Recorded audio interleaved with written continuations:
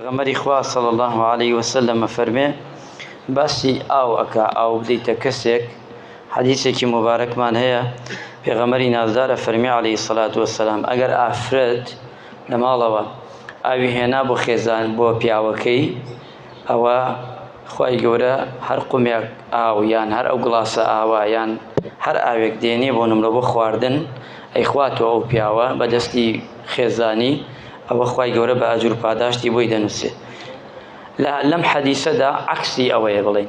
حەدیسێکی ترمان هەیە فەرمێ پێغەمبەری خوا صلی الله علیه و سلم ئیذا سقی الرجل امرأته واتە ئەگەر هاتووە ئەمجا عەکسەکەی بۆ نە پیاوەکەش ئەگەر ئاودا بەو ئافرەتە بە خێزانی هەر خوای پەروەردگار کەچیە ئەجر و پاداشتی ئەداتەوە.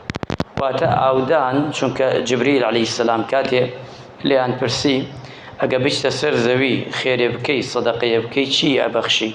فەرمووی ئاو، چونکە گەورەترین خێر ئاوە. خوای گەورە ڕەحمان پێ بکا و ڕەحم بە مولایەکمان بکا و فرمانبانێژەکانمان بکەی.